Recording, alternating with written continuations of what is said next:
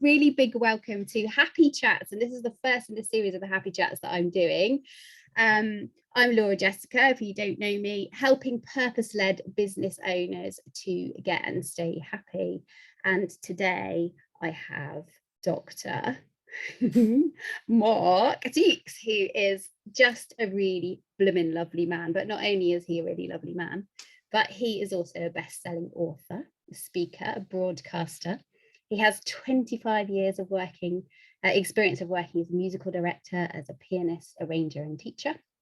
And Mark is really passionate about helping adults to play piano, which is why we're talking to him today. And so, Mark, this is the bit for me, is this mission that you have to have 1 million people play piano, teach 1 million people piano. Tell me about this mission.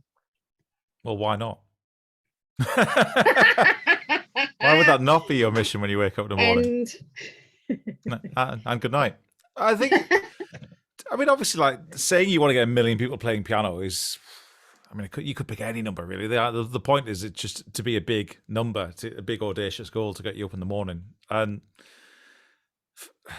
regardless of how many people it ever ends up being, you know, I've been teaching piano since I was 15. And of course, the ripple effect is I've taught people who've gone on to become piano teachers. So they are then, you know, that ripple effect is spreading around the place. But it's about much more than that. It's about, people think I'm crazy when I say getting you to play the piano is not about me getting you to play the piano as far as I'm concerned. It's what happens as a result of you playing the piano. That sounds much more interesting to me. So, you know, the fact that someone would put aside 15 minutes a day to have something that's just for them, to chill them out because they're stressed, that's much more interesting than, you know, can you play a song on the piano? The fact that you could then play a song on the piano is the bonus. It's the fact that what happens as a result of it. And also the kick that people get from, I mean, we're not talking about people who want to become professional piano players, right? We're talking about people who, you know, 50 years ago were told they weren't musical. That's where the fun happens. Or 40 years ago, they were told that their parents couldn't afford piano lessons. Or 30 or 60 years ago, they were told that their fingers were too fat. And they've just repeated it as fact forever. Yeah. And it's so nonsense. Those barriers, isn't it? Barriers that we put up. And also the people who think that, you know, to play piano, you have to do loads of scales and boring exercises and play nursery rhymes and classical music and all that kind of rubbish, none of which is true. I get them playing Metallica or dance tunes or whatever, and then we have some fun. And it's what happens as a result of that I'm interested in. Yeah, I love that. And that sort of brings up the PhD. I've got to talk about it, Mark, because when we first met, that I discovered that what this PhD was in. Please tell people, because I love it. I mean, it's a great conversation starter, but people tend to look at me and go, really? So my PhD title was National Identity in Northern and Eastern European Heavy Metal. I have a PhD in heavy metal music, because why not, again? Yeah, I love that. Is that how you go through life? Why not? Well, I mean, sometimes I overthink things like we all do, but, you know, sometimes it's like, well, that sounds like a fun idea. Let's make that happen. So my wife often says to me that the words that I can say that will strike fear into her heart more than any are, I've had an idea. Oh my goodness, I think I can relate to that, and probably many of the purpose-led business owners in here can really relate to that experience of having that idea and other people being a little bit afraid. Yeah, for sure. So tell me about why do you think we should be playing instruments? Oh wow, I mean, there's 1,001 reasons. As I say, it's very often not to do with the learning to play an instrument. It's very often, so I talk about piano playing and all kinds of musical hobbies in the context of well-being, because I think that if you really drill down to, there's that expression, I apologize for using that expression, it's like a swear word in entrepreneurial land. What's that, drill down? Drill down. If you really I want to know why you don't like drill down. It's like touching bass and stuff, isn't it? If you really examine close and, you know, being authentic, if you really look closely at why people play instruments, it's often to do with, you know, personal development or personal satisfaction, or, you know, when people learn to play instruments when they're children, there's like this assumption. Sometimes there's an assumption that that's when you should do it. And if you don't do it, then it's over. And so, I had a lady who was about 60 years old say, I didn't think it was available to me because I didn't do it when I was a child. I was like, really? Wow. You've been thinking that for 50 years? Wow. Mm. And so these perceptions of what it means to be why it's a good idea to play an instrument are sometimes entrenched on what we were told as kids, right? Yeah. It's an expensive hobby, says, your uncle when you're 6. Therefore, Yeah. it is an expensive hobby when you're 56, despite the fact realizing you now have your own money and you probably can afford it. It's not as expensive as you thought it was. Or things like, it's about being in connection with music sometimes. So like, we all have songs that mean something to us because, they were our first dance at our weddings, or songs that were played at a birthday party, or songs that we sang on holiday in the car, or, songs from gigs that we remember going to see with our favorite people at uni, or, there's a million reasons why a song could be important to you. A song that your granddad used to sing to you. And we've got these memories attached to songs. So, one of the biggest benefits for me about getting people to play an instrument is, putting you in connection with something that actually means something to you. Yeah. If you love the Beatles, why on earth would I teach you Beethoven? You don't feel any connection with it. So let's use the Beatles. And sometimes I think learning an instrument has this perception for a lot of people that it's a classical thing. If you learn to play guitar, then maybe that's rock. But if you learn to play piano or violin or whatever, then that's classical. And I would say, why? Well, the answer is because for about 50 years or 500 years, depending on how far you want to go back in the history of music, that's what it was. People learned to play classical music. But of course, 99% of the universe, we're not really classical music fans. And if you are, that's great. It's nothing against classical music, but there's more than one way to approach these things. So isn't that interesting? Sorry, I just find it really interesting that that's how we, that's how we think about playing the piano. It's scales and it's hard and it's, because it was. Yeah. But then people like me come along and go, what? Why? Yeah. I don't remember the last time I taught someone to play a scale. I've been teaching piano since I was 15. So why would I? If someone comes along to me and says, I want to be a concert pianist, then I'm going to make you play some scales. If someone comes along to me and says, I really want to tour the world as a professional piano player, I'm probably going to get some scales in you. But 99% of people have no interest in doing these things. They're accountants and lawyers and stressed entrepreneurs who want to chill out for 15 minutes because they've got an annoying client or a bill that needs paying. They want 15 minutes of respite to let the stress of the day out before they go to bed and put the kids to bed. Now I'm going to have 15 minutes with a cup of tea for me. They're the people who are interested in doing something for them as part of their well-being. Which I'll always come back to. Let's frame it in that context. Yeah. Then why would I make you play something that you don't like? Yeah. And play I something think for you. we talked before about the sort of, I work with these non-negotiables, helping people to set their non-negotiables for the day, the things that they're going to do. And again, I always love speaking to you because it just makes absolute sense that one of those non-negotiables could easily be 15 minutes of piano. And actually, I can really see how, how I use meditation, and if I'm having a stressful day and I can sort of find a bit of time to just, even if it's just 5 minutes, and I say that to my clients, even if it's just 5 minutes, at least it's, it's 5 minutes, it's enough, it's okay. It doesn't have to be 15, 20, whatever it is that's set. And I can really understand how that would be the same on just sitting down to the piano and starting to play. And then before you know it, those 5 minutes becomes actually maybe 10's okay, or maybe it's 15. Absolutely.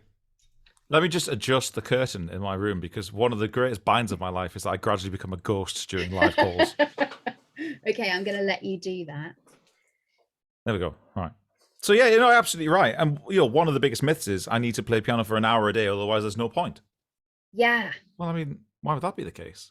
Yeah.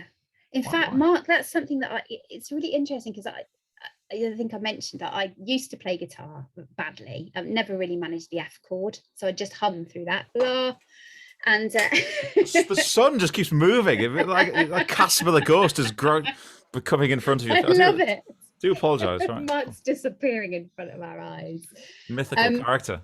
But yeah, this idea. So at Christmas, I decided, oh, I'm gonna get like a video course.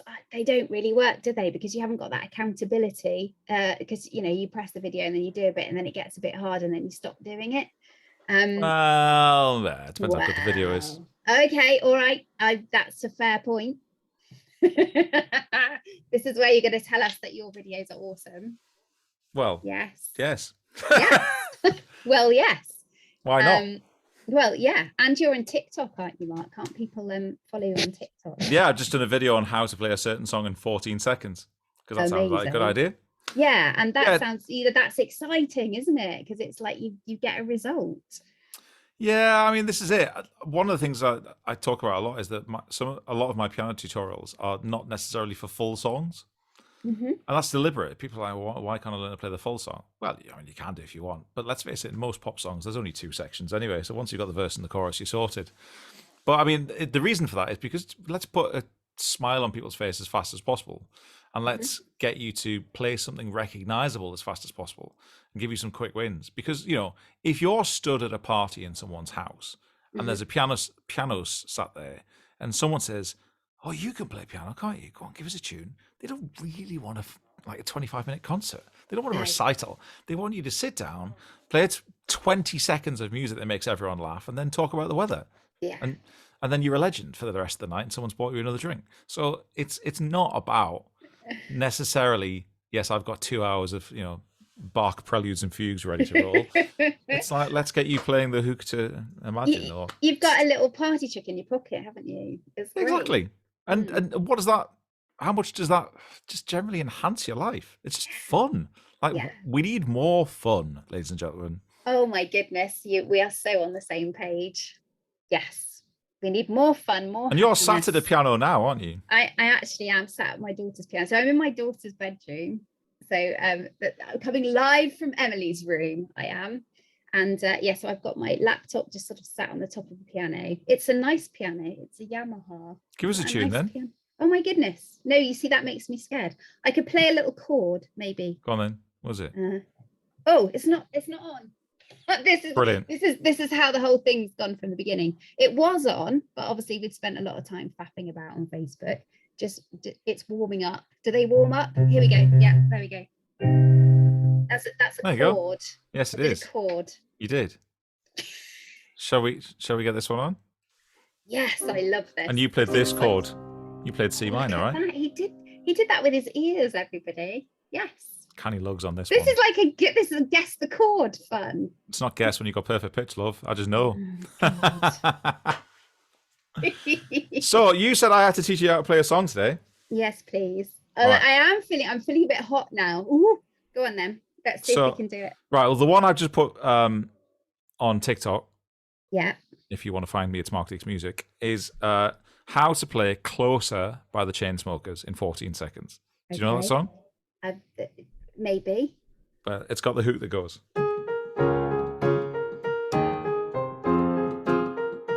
Okay. So you're not going to perhaps play it like that in the next 14 seconds, but let's get you doing a bit of it. Okay. Right. So you can see that on a piano, there are sets of black notes. Sometimes they come in a set of 2. Sometimes they come in a set of 3. Right? Okay. And then there's a 2 and a 3 and a 2 and a 3. That's how the pianos are laid out. Right. So I want you to find the set of 3 that's just to the right of your nose. If you there you go. Right. Okay. So I want you to lie your middle 3 fingers on them. So your thumb's on over a white note and your little finger's over a white note, but your 3 longest fingers are over those 3 black notes. Got it. Yeah. Okay. So I want you to play the middle one, then the right one twice, then back to the middle one, like this. Can you do that? There you go. I want you to do that like this. So you do it twice without stopping. Close. Is that not what you played? Yes, it was. It was absolutely. It's just, right. So we do that twice. Okay. Do that again. Well, yeah. Then So you, instead of playing the highest back note, you use this white note here, which is called a C. Okay. So that's it. Then play the first pattern again. So first pattern twice, second pattern once, back to the first pattern. Like I'm already stressed. No, you're not stressed. This isn't stressed. That's the last thing I need you to describe it as. I'm sorry. Right? I'm not stressed. I'm enjoying myself. Right, that's much better. So the first pattern twice.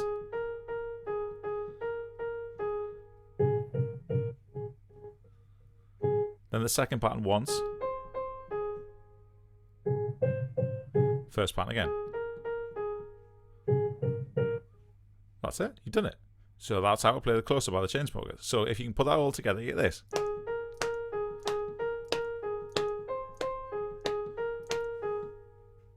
Okay. Go on.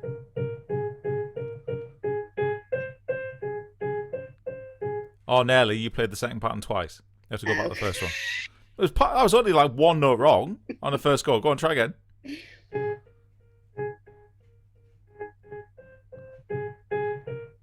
There you go. Yay! Right? Now, this won't work, but just for the crack, we'll try it. So you're going to play it, and you do that, and I'll do something else, right? Okay. So I'm going to go 1, 2, 3. You go. 1, 2, go.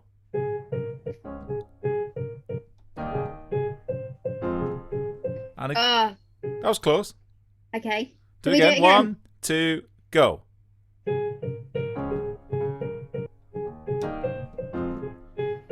And again. And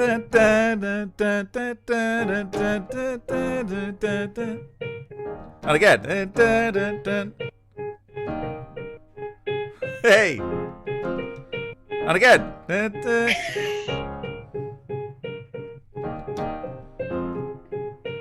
There you go. Did you like my concentrating face? Brilliant. You were playing Closer by the Chainsmokers. Yay! Done. Next one. Oh my goodness. Okay. Well, why not? Yeah, you don't have to do another one. Do you really want to do another one? Yeah, I will. Right, one more. I'm going to, because I like to challenge myself. Right. Okay, so I want you to get this note, which is a C, which is one of the ones you just had. And play it with your middle finger. I want you to play it 4 times like this. So quite short. Yeah, then use your finger next to it for the B. This note's called a B, the one that's right next to it, you see? Play that one twice. So you get 4 of the first one, 2 of the next, 1 down.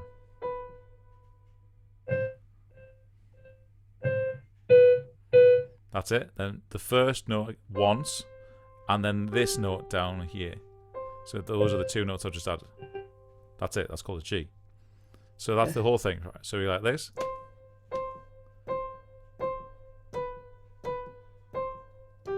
You do that?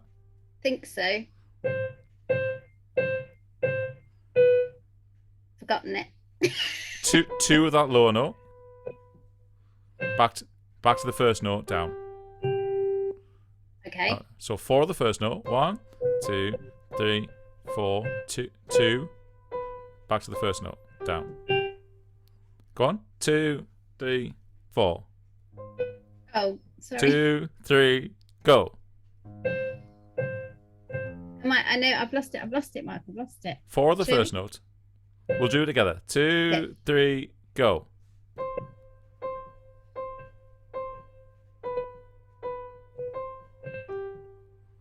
Okay. And then you start again. Ready? Yeah. 2, 3, 4. Yeah. And again. That's it.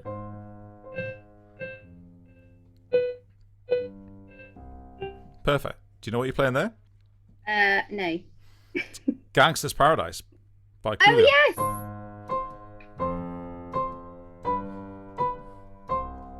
yes! Right now, so if you want to play it a little bit funkier, so what you've just done there with those single notes, we're going to turn into what we call octaves, right? Now, an octave means we're going to play 2 of the same note, right? So this note that you were starting on was called a C. So now I want you to put in your thumb, and now I want you to put your little finger on a higher C. Can you stretch those 2 C's so you play them together? Or just about. Just about, right? So that's called an octave. You're playing two C's together, right? Okay.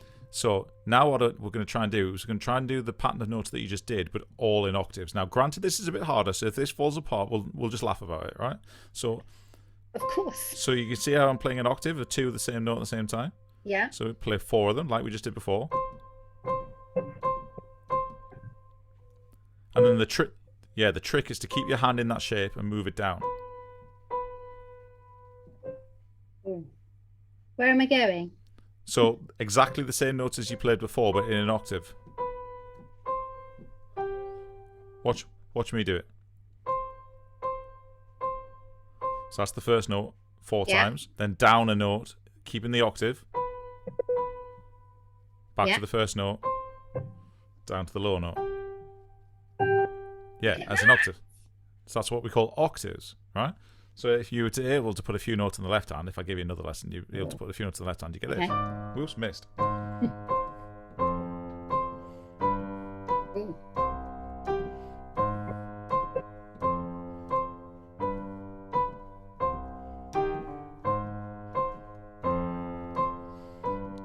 And then you can spend your whole life living in a gangster's paradise forever. I love it. Oh, that's so awesome. Thank you so much. That's all right. What an experience. And talk to us about like this setup that you've got, because it's so brilliant. Just experiencing that for myself now. And because I've seen you with your setup before, but I haven't used it before. Yeah. And isn't it great? Yeah, I mean, honestly, it took a long time to develop all the different angles and work out the best way to do it. So essentially what I've got is a camera directly above my head. Okay. Oh, yeah. There's your finger. There it is. In the centre of the piano in a straight line. And you wouldn't believe how difficult that is to get exactly set up. And it's like screwed into the wall on a bracket, because there are so many different brackets you can do it, because it had to be central and it had to be in a straight line. But even so, like if anyone knows anything about cameras, the outsides of a camera lens are slightly curved, right? So if you look really closely, the outer parts of shots are ever so slightly curved. Okay. But I've worked to make it as minimal as possible. So you can see my hands on the real one here. But you can also see that whatever key I press, I've got a software piano lined up vertically with it.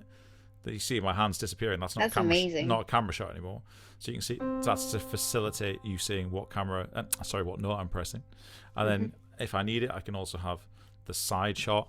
And of course I can flick between so that people have got whatever camera. Whatever. So that's a reverse one. Hang on, you don't want to see that one, but you can see things like that. So you could have full screen what my hands are doing from the side. Okay.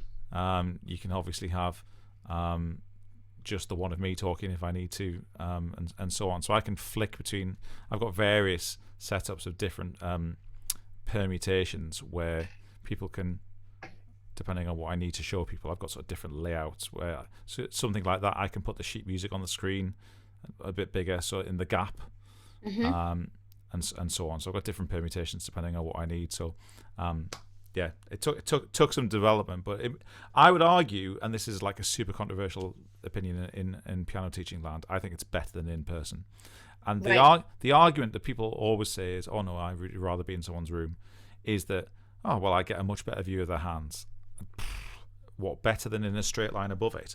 Because you can see, if you're sat next to me, you're going to see a great view of this side of this hand. But you're not going to see. I mean, you can see like my left hand. See that in the corner view in the top. It's much further away. You're not going to get a great view of that.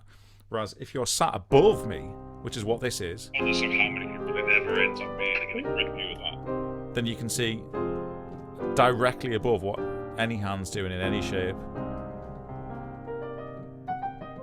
Yeah, it seems like a perfect setup to me. And of course all my lessons are recorded, so then you can watch it back and pause it and rewind it and so on. So whether anyone's learning from my beginner course, which is all pre-recorded, or whether they're working with me one-to-one, everything's recorded, which means you've got loads of chance to pause, rewind, and you don't feel under pressure as much. You know, obviously you've just done it live, so you're kind of like, oh, I have to get it right because Mark's watching, which is the kind of traditional fear of instrumental lessons, right? Yeah, sure. But when it's recorded, it just goes away. And somewhat, I think one of my clients called it the judgment-free way of learning to play an instrument, because they don't need to show me they can do it until they can do it. Yeah, I love that. So how do people work with you then, Mark? Because we got to know this. 2 ways. You either I have a beginner course, which is about 25 hours worth of stuff, all broken into 10 and 15-minute chunks, because I'm a massive fan of 15 minutes a day. I don't want you to sit down for hours, but if you want to binge watch it Netflix style, you can. And if you go down that route, you get lifetime access to the whole course. You buy it and keep it forever, and you get added to my client group for 90 days. And the idea is, through the 90 days, you go from I've never played a note before to playing 12 songs.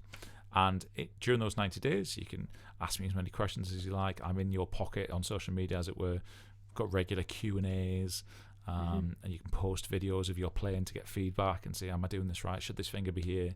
And I respond. So it's like you've got a piano teacher on tap when you need it. So that's one way. And then the second way is people can work with me one-to-one. So it's like a one-to-one equivalent of that, called the Piano Accelerator. If you want someone to keep you accountable and make sure you're going to get through something in time, the Piano Accelerator is you pick the song. So you say, this is my dream song. Even if I've never played piano before, I want to play this song in 90 days. And I film a set of videos just for you. And then I keep you accountable all the way through the 90 days. And you get a free beginner course as well. So you're not just playing one song for 90 days. So you either work with me one-to-one, or you can work with me in the recorded course, whichever is your preference. I just love it. I love the whole concept. Always did. First time I heard you talk about it, and I think it was some sort of networking event, wasn't it? Sort of one of our coaches gives us an opportunity to pitch, and you pitched, and it was just awesome. That's when I first saw your sort of whole setup and completely see how it can work better online. And I think, you know, we're getting so much used to working online now, aren't we? I think the pandemic accelerated us so quickly into being able to do the things that technology actually have been able to do for quite some time. And I think when you take great technology with amazing teachers with so much passion, amazing things happen. And so that's the plan.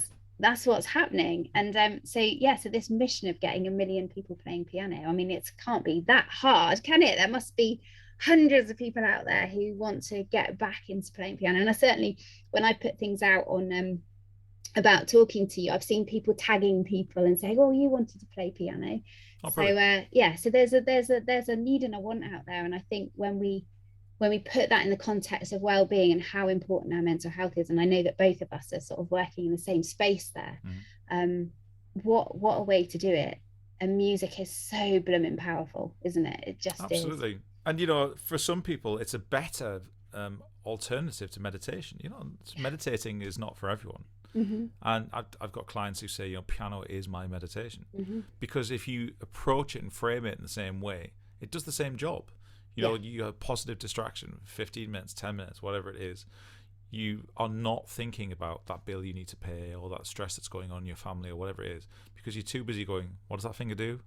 And before you know where you are, 50 minutes have passed. And that's where the value is. The fact that you're learning to play a song that means something to you on top, well, I mean, that's a great bonus, but it's where the gold is, where you know, the well-being benefits are. And so having it as part of your artillery to either start the day or end the day, or when I make my morning cuppa, or I do this for 15 minutes, it's just really powerful for people to have it in the toolbox. Yeah, and I think that happens at the beginning, and then I think as people, and I, you know, see this with musicians, that when they learn, and then they learn more, and then at a point where they can just, which I'm sure you're at that point, Mark, where you can just sit there and you're just in complete flow, and it's, you know, time disappears. Yeah, absolutely. It was interesting. Someone asked me last year, like, when do you feel you're in flow? And that's not a term I ever really understood. I don't think I understand it, because it's so automatic to me that maybe playing the piano just is that without me even thinking about it. I would guess so, yeah. But yes, certainly just the idea of having a positive distraction available is really powerful for people. Well, I think it's amazing. And I think Thanks. You're amazing. You're just a lovely bloke. What a lovely bloke. Steady. Steady bloke. So I think it's time to say goodbye, isn't it? So we know where to find you. Do we know where to find you? You're on TikTok. Give us all your socials. Let's find you. Generally, Mark Deeks Music will find me, or use the hashtag #ThatPianoGuy, and you should find me in one of those ways. Our alternative in my Facebook community is called Kick the Stress Piano for Wellbeing. Go and join Mark's group, definitely. And if anyone wants any requests, or like, I wonder what that would sound like on the piano, then then let me know, because it's a fun instrument, right? This is not a classical instrument. It might have traditionally been a classical instrument, but if you want Metallica on piano, you get Metallica on piano. Amazing. All right. Well, thank you so much, Mark, You're for welcome. coming. Thanks for having me. And hugely thank you for because actually Mark's ended up streaming this he's become an admin and he's streaming this into I'm taking over your group. Live piano every day. because it really didn't go well, hence why we were late. But yeah, Mark's just the calmest man, and he just calmly took everything on. Okay, well, in the moments that I've met you, you've been very calm. Okay. And you certainly got me out of the mud. So thank you very much for that, Mark. And so we'll all be following Mark, and I want to see you all learning the piano. And let's hear about it. Absolutely. Brilliant. Thanks Laura. So, well, obviously, Mark, you've got to sort of be in control of unmaking us live. Yes. So it's like I'm your guest. I feel like I should be like playing a song as we. I think so. But I can't end the call at the same time as playing. Well, what should we? What would you like to play, Laura? Well, what do you listen to? Throw some songs to me. Well, I don't know. I like sort of funky music. Funky music. Yeah, I like funky music. Ain't No Mountain High Enough. Yeah.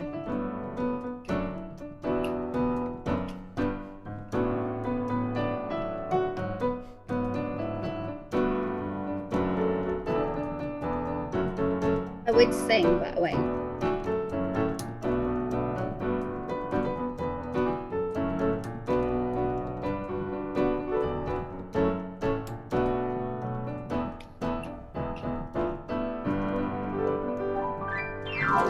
There we go. Bit of Beautiful. Thank you so much, Mark. No worries. Ending the call in 3, 2, 1. See you later.